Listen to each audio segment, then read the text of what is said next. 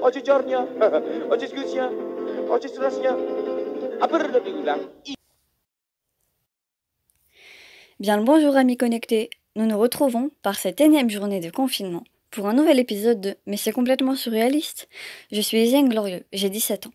Aujourd'hui nous allons analyser l'œuvre Jeune fille de Figures de ce fameux Salvatore Dali, peinte en 1926. Elle est en ce moment même exposée au Théâtre-Musée Dali. Cette peinture à l'huile sur bois mesure 20,8 sur 21,5 cm. Pour faire court, Salvatore Dali étant né en 1904 avec une longue et riche vie aux côtés de sa femme Gala Dali, qui se termine quand il s'éteignit en 1989, à l'âge de 84 ans. Espagnol de naissance, un peu touche à tout. Il est passé par le dessin, l'écriture, la sculpture, la photographie, dont la peinture. Comme je vous l'ai dit, il touchait vraiment un petit peu à tout. Et donc, parmi ses œuvres, on retrouve La persistance de la mémoire, 1931, La girafe en feu, 1937, Galatea des sphères, 1952, et enfin Jeune fille à la fenêtre, 1925. Pour en revenir à la peinture du jour, j'aperçois sur celle-ci une jeune fille vêtue d'une robe bleue.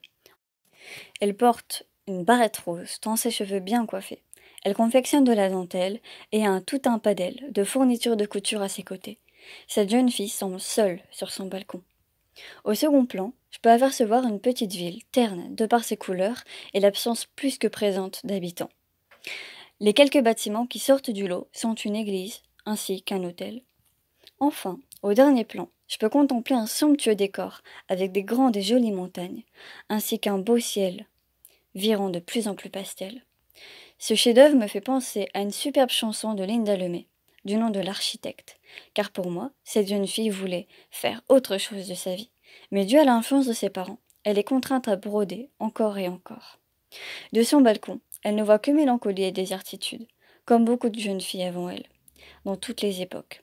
Ce tableau est d'actualité, car étant confinés, nous nous retrouvons tous seuls, à observer une ville sans occupants. Et c'est sur ces derniers mots, avec beaucoup de tristesse, que je vous laisse et vous dis à bientôt sur Radio Zaline.